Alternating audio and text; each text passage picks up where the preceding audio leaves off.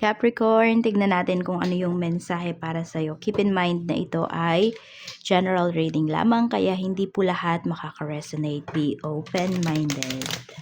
At kung di pa kayo nakasubscribe dito sa ating channel, please subscribe and hit the bell button para lagi kang updated every time na meron tayong uploads. Kung nais mo namang mag-avail ng ating private readings, ng ating rituals, ng ating Tiars products, meron tayong EA necklace at meron tayong Tiars bracelet. May kita mo yung link sa description box, Star of Intentions by Aliana Reyes. Tingnan natin, mensahe para sa'yo, Capricorn, Sun, Moon, Rising, and Venus. We have guess. Meron tayo ditong suitable. At mayroon tayo ditong working relationship. Tignan natin kung ano-ano tong aspect ng life mo, ano tong sitwasyon na ito para sa'yo. I'm open to receive any messages, please. Spirit guide. Pwede nyo pong panoorin yung inyong other signs ha, para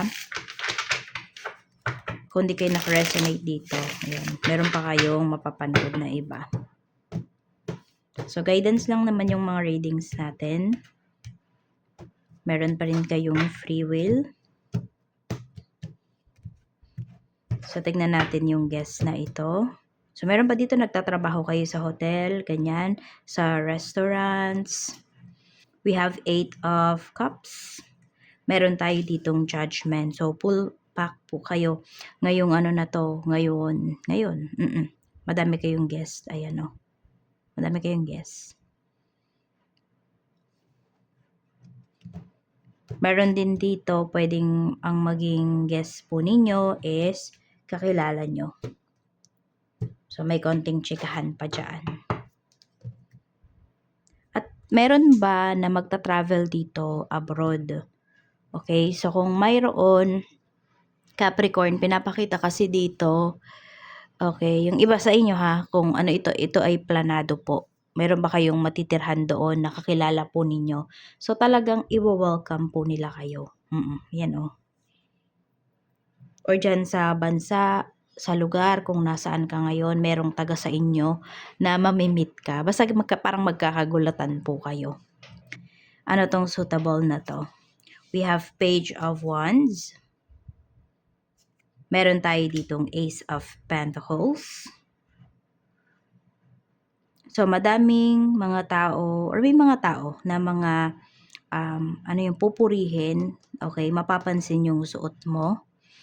Bagay na bagay daw sa'yo. Yan yung mga maririnig mo towards other people. Na, ang blooming mo naman, o ganyan. Ang fresh mo naman, Capricorn.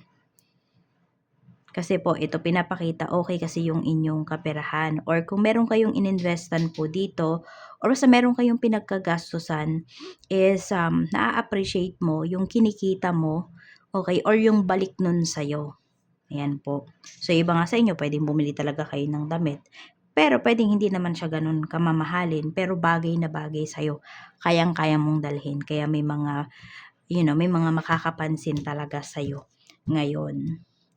So, tingnan natin tong working relationship na to. We have 5 of Pentacles. Meron tayo ditong Knight of Cups. May makikipag-ayos sa'yo rito. May makikipag-reconcile sa'yo. Ayan, maaayos nyo na po yung inyong relasyon. Some of you, pwedeng hindi to sa romantic relationship ninyo eh. Pwedeng nagkaroon kayo ng, kung sino man yung tao na to, pwedeng nagkaroon po kayo ng issues about oras at about kaperahan.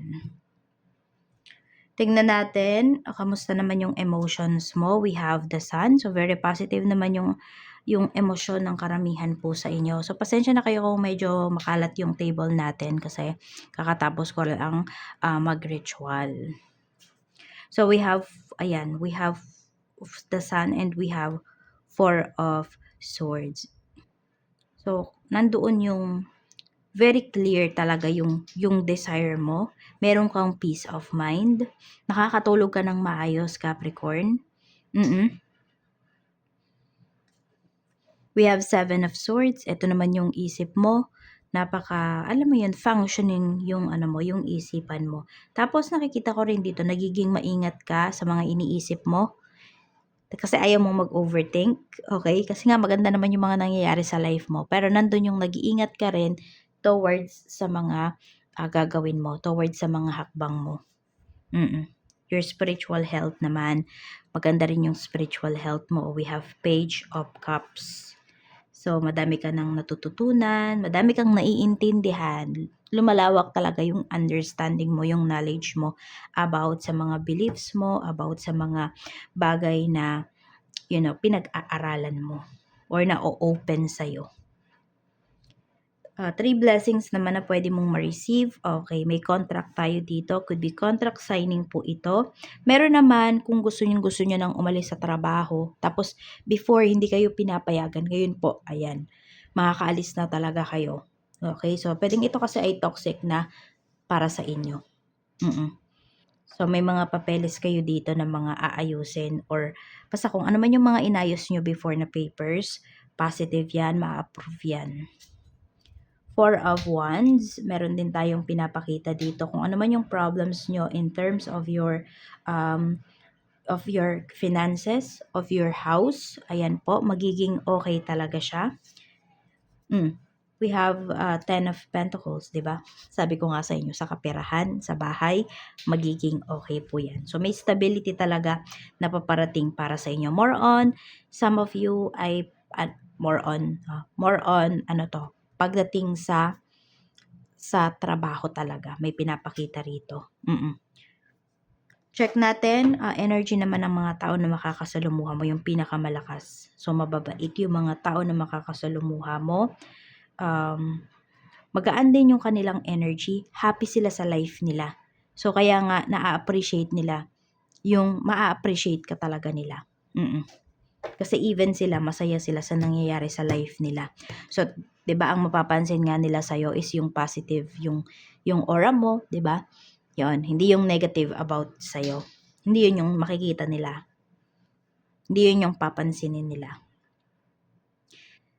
Sa work naman, tignan natin, we have Queen of Cups. Meron tayo ditong Ace of Swords. So, kung meron nga dito, need yung magpaalam pagdating sa trabaho. Give it a month. Okay?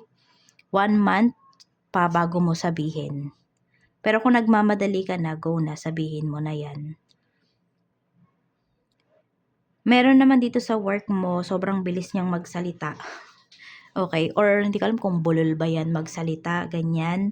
So, ayun lang, sabihin mo sa kanya, medyo bagalan niya yung kanyang pagsasalita para maintindihan mo yung sinasabi niya.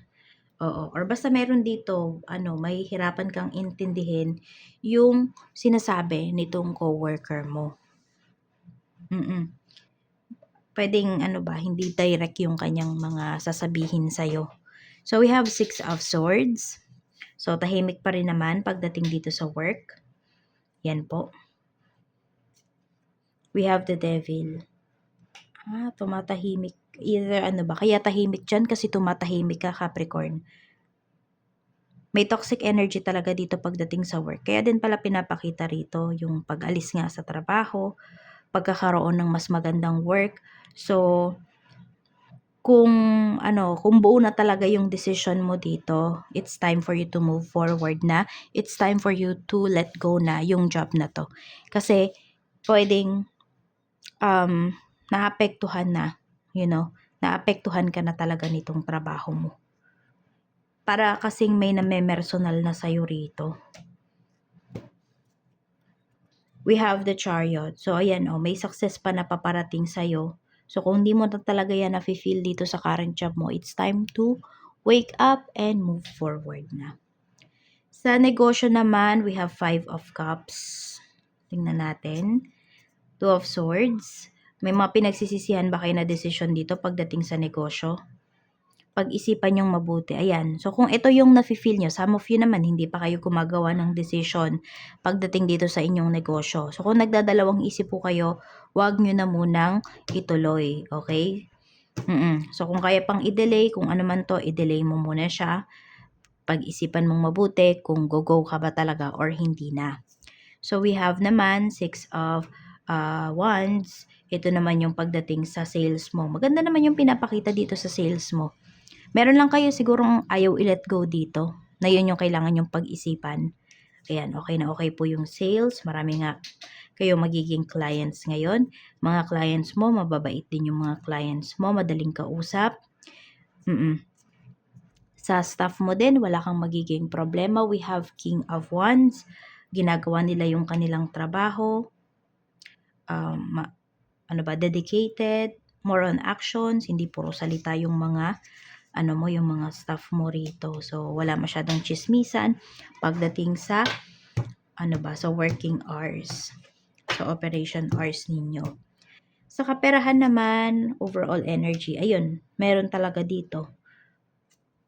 Kung may nilalaban kayo, hindi ko alam kung nagkaso ba kayo pagdating dito sa, ayan, kung ano man yan, meron kayong makukuha talaga. Oo. Meron din naman po dito kung ito ay retirement ninyo, yan. Ingatan nyo ha. Talagang you make sure na kung ano man yung paglalaanan nyo ninyo ng pera ninyo is napag-aralan nyo po at hindi nyo pagsisisihan. Wala kayo dapat regrets.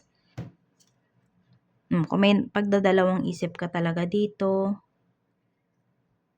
mag-isip-isip ka muna.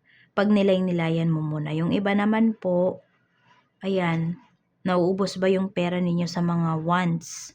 Unahin nyo po yung needs ninyo. Need yung mag-manage. I-manage nyo talaga ng maayos yung pera. Madami kasing nasasayang. Oo. May mga pwede ngang may pinanghihinayangan ka.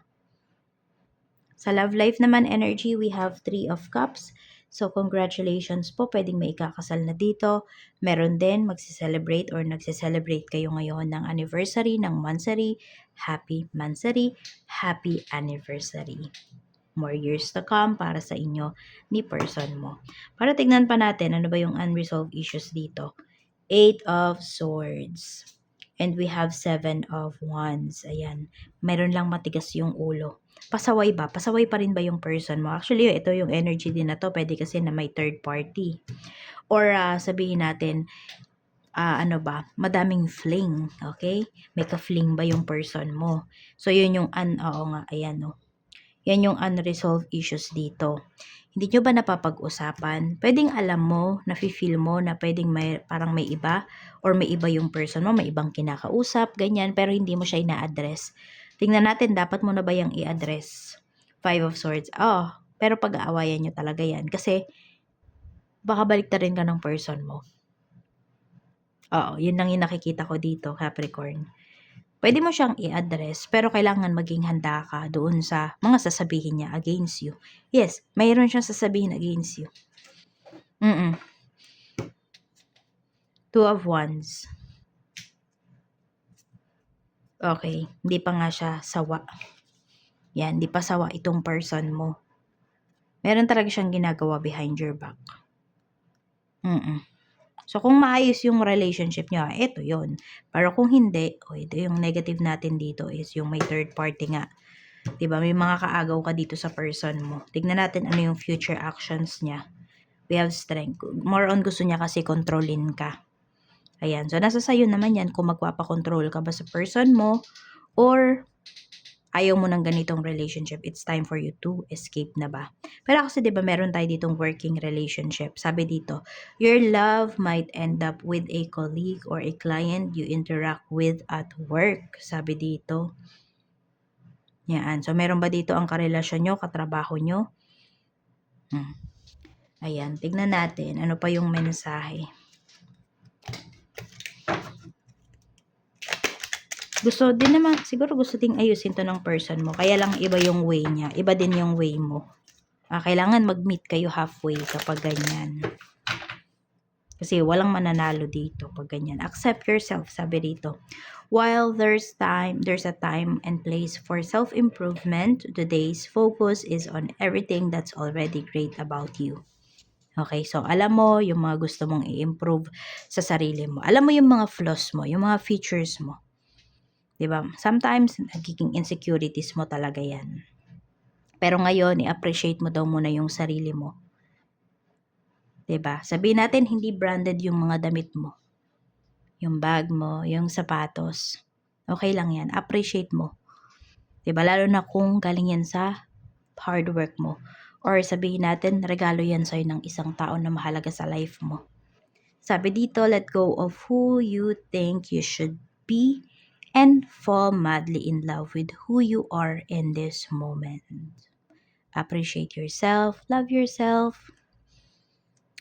When you accept yourself exactly as you are, you shift from living for tomorrow to appreciating today. Accept yourself, sweetheart, sabi rito. Yan. So, 'di ba yung energy dito sa love life nyo, hindi, ano yun, hindi pa kontento yung person mo. So, pwedeng yes, meron kang i-improve. Pero, dapat, 'di ba, nakipagrelasyon sa'yo yung taong to. So, dapat accept niya yung mga pagkukulang mo. Pwede niyo naman pag-usapan. 'Di ba? Siya din naman, may pagkukulang din siya. So, pag-usapan nyo lang po yan, no? Para sabihin natin kahit papano, hindi man agad maayos yan, pero may chance maayos kasi mapapag-usapan po ninyo. Yan lang yung mensahe para sa'yo, Capricorn. Maraming salamat. Mag-iingat ka and see you again on my next video.